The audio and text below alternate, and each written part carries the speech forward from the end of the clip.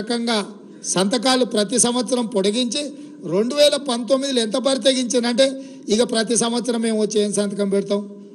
Bachawat tribunal నీటి పంపకాలు తేల్చే వరకు శాశ్వతంగా ఈ విధంగానే నీళ్లు వినియోగించుకుందామని చెప్పి 2019లో నిస్సిగ్గుగా ఈ సమావేశంలో ఆనాటి చంద్రశేఖరరావు ప్రభుత్వము మాట్లాడింది అనంటే ఎంత బరితెగించిందో ఇదొక ఉదాహరణ. అదేవిధంగా ఈరోజు పదే పదే ఈ ప్రాజెక్టులన్నిటిని కూడా ఆంధ్రప్రదేశ్కు కేంద్ర ప్రభుత్వానికి అనుకూలంగా తెలంగాణ ప్రభుత్వము ఈ ప్రభుత్వం వచ్చినాక వీళ్ళు ఈ విధంగా నిర్ణయాలు చేసిండ్రు. దీనివల్ల తెలంగాణకు నష్టం జరుగుతుందని హరీష్, కేటీఆర్ అదేవిధంగా చంద్రశేఖరరావు మాట్లాడుతున్నాడు. ఈరోజు మీకు 27/5/2022 నాడు కేంద్ర ప్రభుత్వం, ఆంధ్రప్రదేశ్ ప్రభుత్వం, తెలంగాణ ప్రభుత్వం కూర్చొని రాసుకున్న meeting minutes 16th KRMB meeting minutes స్పష్టంగా దీంట్లో item number 16.7 handing over of Srisailam and Nagarjuna Sagar projects to KRMB అంటే కృష్ణా రివర్ మేనేజ్మెంట్ బోర్డ్ స్పష్టంగా 27/5/2022 నాడు కేంద్ర ప్రభుత్వము నిర్వహించిన KRMB మీటింగ్లో తెలంగాణ రాష్ట్ర ప్రభుత్వం స్పష్టంగా ఈ ప్రాజెక్టులను హ్యాండ్ ఓవర్ చేస్తామని చెప్పి స్పష్టంగా ఒప్పందం చేసుకొని ఆ మీటింగ్లో ఒప్పుకొని వచ్చిండ్రు. స్పష్టంగా వీళ్ళు reiterating that government of Telangana has no objection to the handing over of components. అంటే ఈ 15 ప్రాజెక్టులను మేము ఏమాత్రం అభ్యంతరం లేకుండా కృష్ణా నది మీద ఉన్న ప్రాజెక్టులను అన్నిటిని కూడా మేము హ్యాండ్ ఓవర్ చేస్తామని చెప్పి ఒప్పందాల మీద సంతకాలు పెట్టిన మీటింగ్ మినిట్స్. ఇది 2022లో జరిగిన మీటింగ్. అదే విధంగా 17వ కృష్ణా రివర్ మేనేజ్మెంట్ బోర్డు మీటింగ్లో కూడా ఇది కూడా 19/5/2023 16వ మీటింగ్ ఏమో 2022లో జరిగితే 17వ Krishna river management board meeting 2023లో జరిగింది. ఇందులో కూడా స్పష్టంగా వాళ్ళు ఎక్కడ కూడా అభ్యంతరం పెట్టకుండా ఈ ప్రాజెక్టులను అన్నిటిని కూడా ఎక్కడ కూడా మేము అభ్యంతరం పెడుతున్నాము అని చెప్పకుండా స్పష్టంగా వాళ్ళకి ప్రాజెక్టులను హ్యాండ్ ఓవర్ చేయడానికి 2023లో కూడా మళ్ళీ ఆనాటి తెలంగాణ ప్రభుత్వం చంద్రశేఖరరావు ముఖ్యమంత్రిగానే కాదు సాగునీటి పారుదల శాఖ మంత్రిగా 2019 తర్వాత చంద్రశేఖరరావే ఉన్నాడు. చంద్రశేఖరరావు గారే స్వయంగా ఆయన నేతృత్వంలో ఉన్న శాఖ 19/5/2023 నాడు 17వ కృష్ణా రివర్ మేనేజ్మెంట్ బోర్డు మీటింగ్లో స్పష్టంగా ఈ ప్రాజెక్టులను కేంద్ర ప్రభుత్వానికి హ్యాండ్ ఓవర్ చేస్తున్నామని వాళ్ళు ఈ నిర్ణయం తీసుకున్నారు.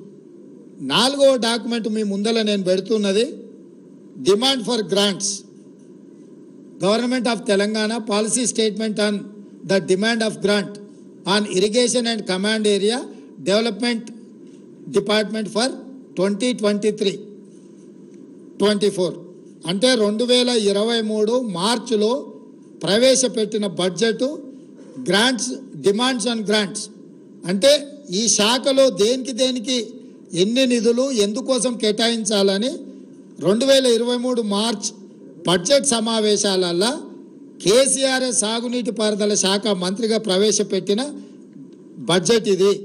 దాంట్లో స్పష్టంగా పేజీ నెంబర్ 114 ఈ డిమాండ్ ఫర్ గ్రాంట్స్లో ఉన్న 114వ పేజీలో స్పష్టంగా the state of Telangana has proposed to hand over only the components of the common projects namely Srisailam and Nagarjuna Sagar in Krishna River Basin and Peddavagu medium irrigation project in Godavari Basin accordingly. And దీని కోసమైన seed money of rupees 200 crores each to be KRMB and GRMB.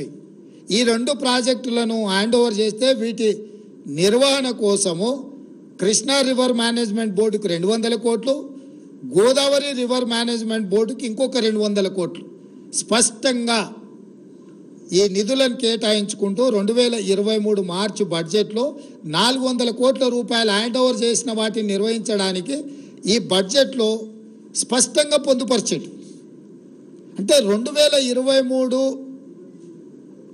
బడ్జెట్లోనే Godavari Krishna river management బోర్డులకు ఈ ప్రాజెక్టులను hand over చేసిన తర్వాత నిర్వహించడానికి అయ్యే ఖర్చులకు 200 కోట్లు 400 కోట్ల రూపాయలను కేటాయించడానికి ఇగో చంద్రశేఖరరావు చీఫ్ మినిస్టర్ బుక్ మీద కింద పేరుంది.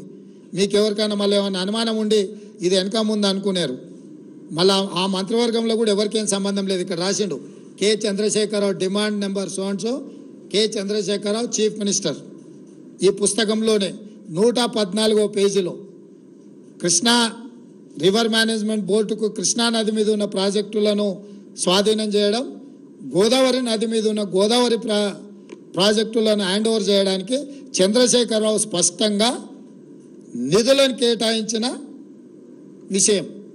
ఇది 2014లో మొదలై 2023 వరకు జరిగిన వివిధ సందర్భాలలో చంద్రశేఖరరావు ముఖ్యమంత్రిగా, సాగునీటి పారుదల శాఖ మంత్రిగా, హరీష్ రావు సాగునీటి పారుదల శాఖ మంత్రిగా, ఆ తర్వాత ఆర్థిక మంత్రిగా, అంటే మొత్తం వ్యవహారము హరీష్ రావు 5 ఏళ్ళు సాగునీటి పారుదల శాఖ మంత్రిగా ఉన్నప్పుడు చంద్రశేఖరరావు ముఖ్యమంత్రి ఉండు. చంద్రశేఖరరావు 5 సంవత్సరాలు సాగునీటి పారుదల శాఖ మంత్రిగా ఉన్నప్పుడు హరీష్ రావు గారు 5 సంవత్సరాలు ఆర్థిక మంత్రిగా ఉన్నాడు. అంటే ఈ ఒప్పందాలు కానీ, ఈ చట్టాలు కానీ, ఈ నిధులు కానీ, నిధుల కేటాయింపు కానీ, ప్రాజెక్టులను కేంద్ర ప్రభుత్వానికి స్వాధీనం చేయడానికి జరిగిన తతంగం అంతా మామ అల్లుళ్ళు మంత్రులుగా ముఖ్యమంత్రిగా ఉన్నప్పుడే జరిగిన ఆధారాలు పూర్తిగా ఈరోజు తెలంగాణ ప్రజలకు మీ ద్వారా వివరించదలుచుకున్నా. ఇది ఒక కోణం.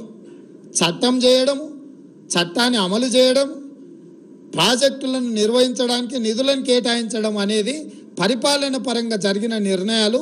ఇవొక పక్కనైతే ఆనాడు పదే ఈనాడు కూడా చంద్రశేఖరరావు కృష్ణానది జలాలను రాయలసీమ ప్రాంతానికి, కృష్ణా డెల్టా ప్రాంతానికి తరలించకపోతుంటే కాంగ్రెస్ పార్టీ హారతులు ఇచ్చింది, కాంగ్రెస్ పార్టీ నీళ్లను తరలించకపోవడానికి సహకరించింది ఉమ్మడి రాష్ట్రంలో అని చాలా సందర్భాలలో ఉపన్యాసం చెప్తుంటాడు. నేను ఈరోజు ఇక్కడున్న చాలామంది సీనియర్ పాత్రికేయ మిత్రులు ఆ రోజు కూడా జర్నలిజంలో ఉన్నారు, పాత్రికేయులుగా పనిచేసినారు, తెలంగాణ ఉద్యమకారులుగా మీరు కూడా ఉద్యమంలో పాల్గొన్నారు. 2004 నాడు రాజశేఖర రెడ్డి గారి నేతృత్వంలో ఏర్పడ్డ కాంగ్రెస్ ప్రభుత్వంలో 6 మంది మంత్రులు ప్రమాణ స్వీకారం చేశారు. మీకు అందరు గుర్తుంది కదా. రాష్ట్రంలో కేంద్రంలో మన్మోహన్ సింగ్ గారి నేతృత్వంలో కేంద్ర ప్రభుత్వాన్ని ఏర్పాటు చేస్తే టీఆర్ఎస్ నుంచి 2 మంత్రులు చేశారు. ఒక ఆయన పేరు కల్వకుంట్ల చంద్రశేఖరరావు, ఇంకొక నాయకుడి పేరు ఆలయ నరేంద్ర గారు. రాష్ట్రంలో 6 మంది మంత్రుల హరీష్ రావు ఒక మంత్రి.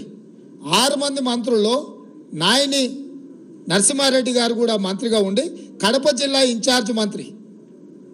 2004లో కాంగ్రెస్ నేతృత్వంలో ఏర్పడ్డ ప్రభుత్వంలో ఆనాడు టీఆర్ఎస్ పార్టీ భాగస్వామ్యము మంత్రివర్గంలో ప్రభుత్వంలో, ఆ ప్రభుత్వంలో 6 మంది మంత్రులలో హరీష్ రావు, ఈరోజు పెడబొబ్బలు పెట్టి హరీష్ రావు గారు మంత్రిగా ఉండడమే కాదు, నాయని నరసింహారెడ్డి గారు కడప జిల్లా ఇన్ఛార్జ్ మంత్రి.